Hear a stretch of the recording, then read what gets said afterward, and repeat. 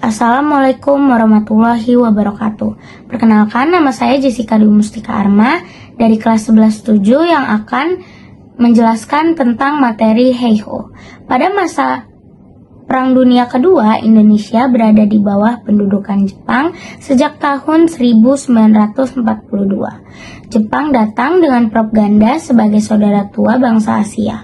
Namun, pada kenyataannya, penjajahan Jepang justru membawa penderitaan bagi rakyat Indonesia. Salah satu bentuk kebijakan Jepang dalam bidang militer adalah pembentukan organisasi militer bernama Heiho. Heiho dibentuk pada tahun 1943 sebagai pasukan pembantu tentara Jepang. Anggota Heiho direkrut dari pemuda-pemuda Indonesia yang pada saat itu berada dalam kondisi ekonomi sulit. Banyak dari mereka yang bergabung karena terpaksa demi memenuhi kebutuhan hidup, atau karena tekanan dari pemerintah militer Jepang. Latar belakang pembentukan Heiho tidak terlepas dari kondisi Jepang yang semakin terdesak dalam Perang Dunia Kedua. Jepang mengalami kekurangan tenaga militer untuk menghadapi pasukan sekutu. Oleh karena itu, Jepang memanfaatkan penduduk di wilayah jajahannya, termasuk Indonesia, untuk membantu kepentingan perang mereka.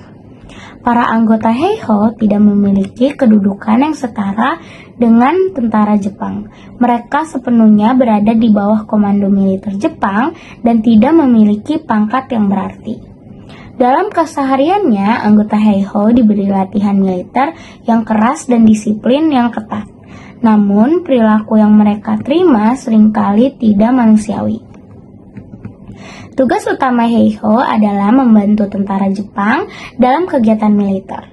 Mereka bertugas menggali parit, membangun benteng pertahanan, mengangkut senjata dan logistik perang, serta membersihkan barak militer.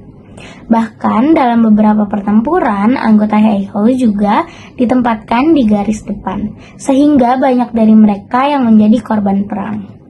Selain itu, gaji yang diterima anggota Heiho sangat kecil dan tidak sebanding dengan resiko yang mereka hadapi. Banyak anggota Heiho yang mengalami kelaparan, sakit, hingga meninggal dunia akibat perlakuan keras dari tentara Jepang. Hal ini menunjukkan bahwa Heiho pada dasarnya dibentuk untuk kepentingan Jepang, bukan untuk kesejahteraan rakyat Indonesia. Meskipun demikian, keberadaan Heiho juga membawa dampak tidak langsung bagi perjuangan bangsa Indonesia. Para pemuda yang tergabung dalam Heiho memperoleh pengalaman dalam bidang kemiliteran, seperti baris berbaris, menggunakan senjata, dan kedisiplinan. Pengalaman ini kemudian menjadi bekal penting setelah Indonesia merdeka. Setelah Jepang kalah dalam Perang Dunia Kedua, pada tahun 1945, organi Heiho dibubarkan. Banyak mantan anggota Heiho yang kemudian bergabung dengan tentara Indonesia dan ikut berperan dalam mempertahankan kemerdekaan Indonesia dari ancaman penjajah yang ingin kembali berkuasa.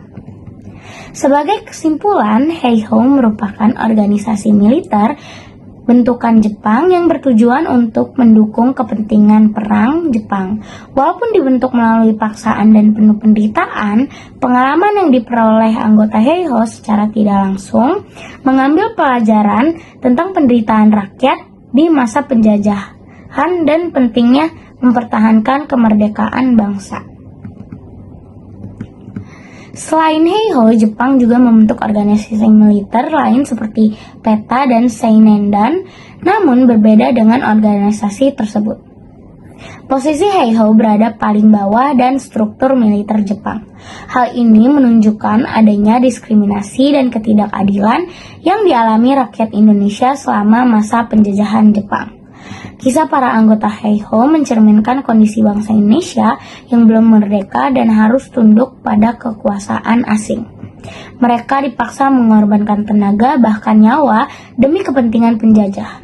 Banyak di antara mereka yang tidak pernah kembali ke kampung halaman dan kisahnya jarang tercatat dalam sejarah secara mendalam. Namun dari penderitaan tersebut tumbuh semangat pahlawan dan nasionalisme. Pengalaman pahit selama pendudukan Jepang membuka mata rakyat Indonesia bahwa kemerdekaan adalah hal yang sangat berharga dan harus diperjuangkan dengan segala cara. Semangat inilah yang kemudian menjadi salah satu faktor pendorong terjadinya proklamasi kemerdekaan Indonesia pada 17 Agustus 1945. Sekian dari saya. Wassalamualaikum warahmatullahi wabarakatuh.